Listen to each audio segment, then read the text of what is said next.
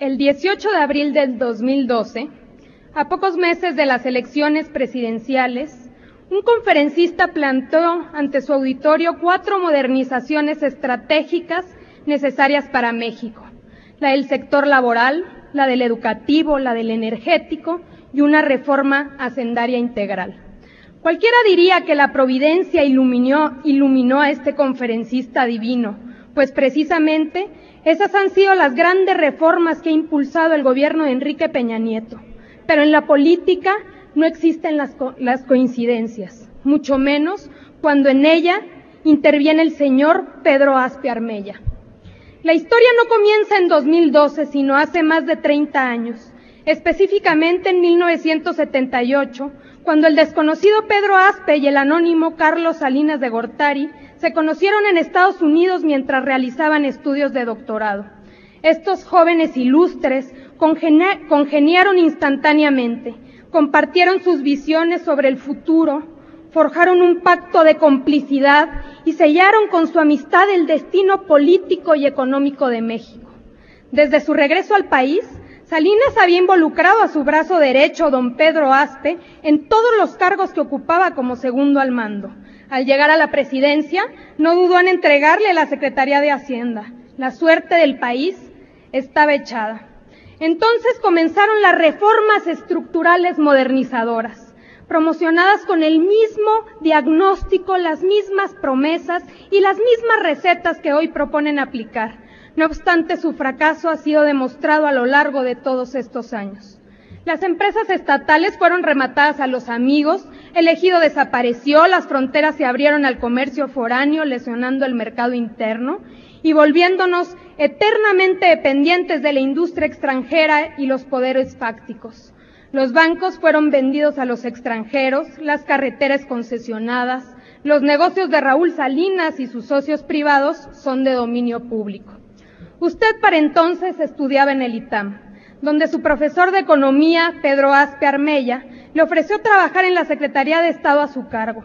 Pasó los últimos 2 años de la carrera trabajando como asesor de Hacienda y continuó siguiendo los pasos de su mentor al estudiar después en MIT, la misma universidad que él. Una continua fuente de inspiración, dijo usted de Aspe en los agradecimientos de su tesis doctoral.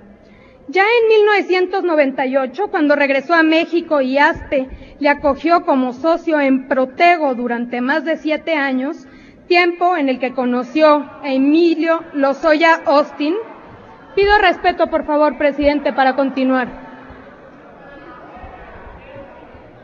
Diputadas y diputados, les solicito escuchemos con respeto a la oradora y a la oradora apegarse al reglamento. Continúe. Esto es justamente para la pregunta. Tiempo en el que conoció a Emilio Lozoya Austin, otro alumno reclutado por Aspe e hijo del exsecretario de Energía en los tiempos de Salinas, Emilio Lozoya Talman, se empezaba a perfilar el plan de Aspe respecto al petróleo.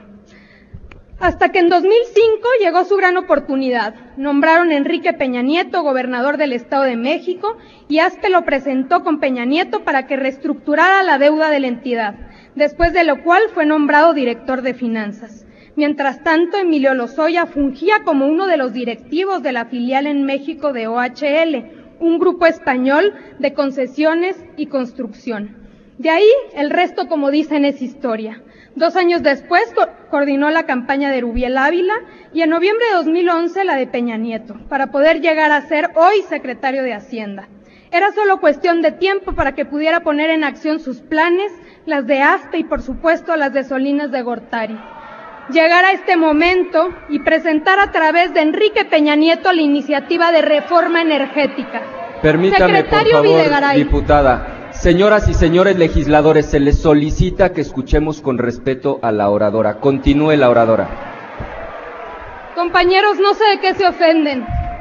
Todos estos es tan solo una historia de datos duros. Secretario Videgaray, usted y sus socios planean aprobar esta reforma energética con una sola finalidad: hacer negocios. Imagínese que 1 mes y medio después de ser nombrado Lozoya Austin como director general de Pemex, tan solo 1 mes y medio después, Pemex adjudicó de manera directa, sin licitación, la primera fase del gasoducto Los Ramones, un proyecto de megainfraestructura gasífera con un costo de más de 2,000 millones de dólares. Ese megaproyecto se le adjudicó nada menos que a Sempra, ahora llamado Iénova, empresa dirigida en México por Carlos Ruiz Sacristán, compañero del propio Lozoya Austin en OHL. ¿Quiere saber a qué empresa asignó Pemex para llevar a cabo el armado financiero? A Protego, de Pedro Aspe. Ni un mes y medio llevaban Lozoya y usted en el cargo y ya habían realizado el primer gran negocio relacionado con el petróleo. Luego de este recuento de hechos, le pregunto, ¿puede usted negar que la reforma energética que propone beneficiará directamente a su grupo político, enriqueciéndolo a costa de las carencias de la gran mayoría de los mexicanos? Concluya, diputada Alcalde Luján. Muchísimas gracias.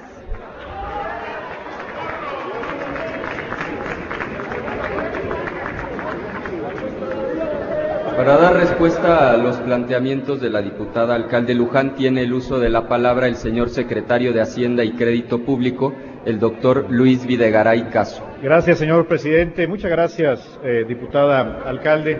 Agradezco también su interés en mi biografía personal, aunque con algunas imprecisiones.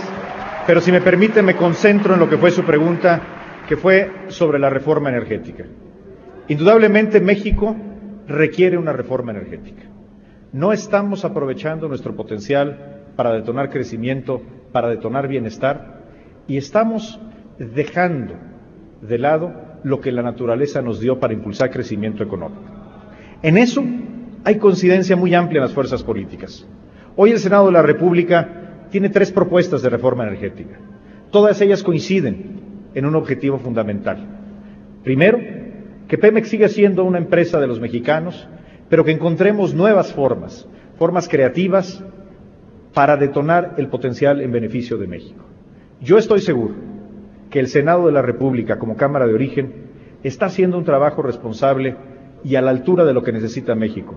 Y estoy seguro que cuando la reforma energética llegue a esta Cámara de Diputados, habrá hacer esta Cámara también un trabajo que nos permita seguir teniendo un Pemex 100% de los mexicanos, que el petróleo, las reservas, la renta petrolera sigan siendo de los mexicanos, pero que los explotemos con racionalidad, con transparencia y sobre todo en beneficio de los mexicanos de hoy y mañana. Muchas gracias. Gracias a usted, señor secretario. Tiene ahora el uso de la palabra del Grupo Parlamentario Movimiento Ciudadano, el diputado Ricardo Mejía Verdeja, hasta por 3 minutos.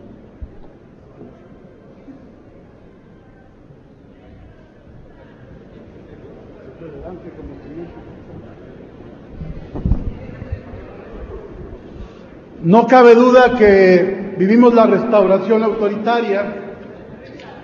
Media hora duró el besamanos en los pasillos, reinaugurando una práctica de la prehistoria política del país.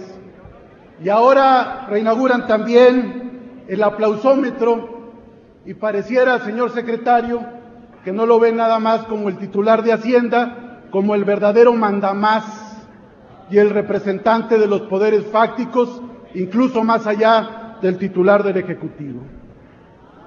Usted es parte, como bien decía Luis Alcalde, del grupo tecnocrático que ha sumido a México en la pobreza.